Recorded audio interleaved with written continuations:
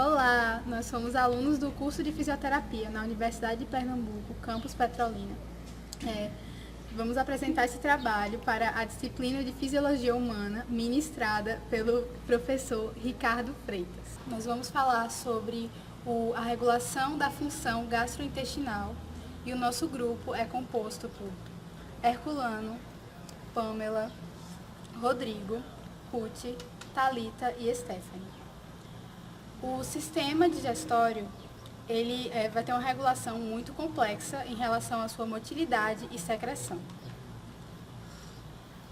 Os seus mecanismos vão ter componentes neurais, componentes endócrinos e componentes locais. Os reflexos longos integrados do sistema nervoso central, eles estão localizados completamente fora do sistema digestório. Eles são divididos em reflexos antecipatórios e reflexos emocionais. Os reflexos antecipatórios, eles vão responder a um determinado estímulo, como você pode ver na imagem ao lado. Esse estímulo pode ser um som, um cheiro, a visão ou até mesmo o pensamento em determinado alimento. A resposta vai ser a preparação do sistema digestório para receber aquela refeição que já está sendo antecipada pelo encéfalo. Já em relação às emoções, nos reflexos emocionais, elas vão gerar uma resposta que pode ser de constipação, a sensação de frio na barriga e até mesmo a diarreia. Outra coisa em relação às emoções é que a reação de fuga ou luta vai implicar na funcionalidade do sistema na funcionalidade gastrointestinal. Nos reflexos longos, a musculatura lisa e as glândulas do trato gastrointestinal vão ser controladas, vão estar sob controle autônomo. Os neurônios parasimpáticos, eles vão ter função excitatória no trato gastrointestinal, dando estímulo para a função. E os neurônios simpáticos, eles vão ter a função contrária, eles vão inibir a função gastrointestinal. O controle neural do trato gastrointestinal ele é feito tanto pelo sistema nervoso central como pelo sistema nervoso entérico, que é um plexo nervoso que se encontra na parede do trato gastrointestinal e é denominado de pequeno cérebro. Esses reflexos locais, eles iniciam, integram e concluem as respostas. E esse sistema nervoso entérico, ele controla processos de motilidade, secreção e crescimento, e são denominados de reflexos curtos. Esse plexo ele é submucoso e as respostas elas são recebidas pelos neurônios sensoriais no lúmen do trato gastrointestinal. Essa rede ela integra o estímulo e ela inicia a resposta nos neurônios submucosos. E as respostas elas podem estar no epitélio, que controlam a secreção, ou nos neurônios entéricos, que controlam a motilidade do trato gastrointestinal. Os peptídeos são secretados por células do trato gastrointestinal e podem atuar como hormônios ou sinais parácrinos. Eles vão atuar sobre o trato gastrointestinal em órgãos acessórios, como é o caso do pâncreas, ou em alvos mais distantes, como é o caso do encéfalo. As moléculas parácrinas são secretadas tanto no lúmen como no líquido extracelular. Quando ela é secretada no lúmen, ela vai se ligar a receptores apicais do epitélio, gerando uma resposta. E quando ela é liberada no líquido extracelular, ela vai atuar localmente em células proximais onde ela foi originada.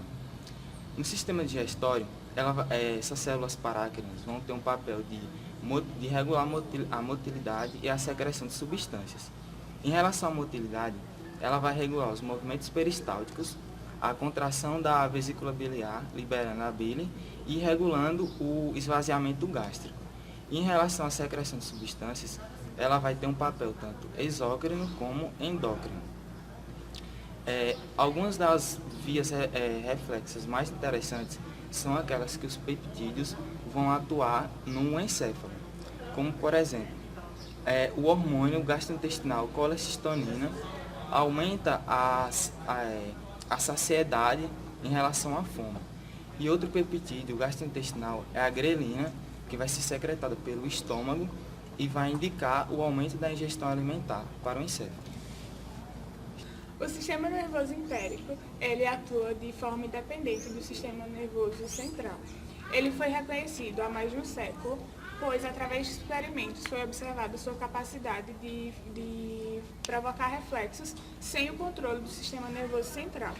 Esse sistema nervoso entérico, ele se assemelha à rede nervosa de alguns seres, como a anêmona do mar e a água-viva.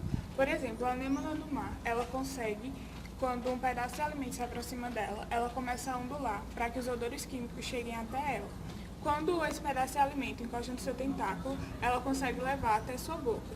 Isso sem a presença de um encéfalo. Por isso, o sistema nervoso entérico é comparado a essa rede nervosa.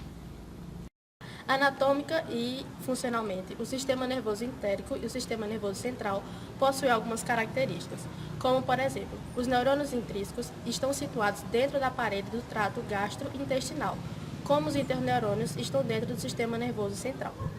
Os neurônios do sistema nervoso entérico liberam mais de 30 neurotransmissores e neuromoduladores, que são parecidos com algumas células do encéfalo. Os mais conhecidos são a serotonina e o óxido nítrico. Já as células da glia são mais parecidas com a astroglia do encéfalo do que com as células de Schwann, do sistema nervoso periférico. Os capilares não são permeáveis e criam uma barreira de difusão, barreira essa semelhante à barreira hematoencefálica. Outra semelhança é o centro integrador. O sistema nervoso central possui a medula e o encéfalo. Já o sistema nervoso entérico possui uma rede de neurônios, que é o seu próprio centro integrador.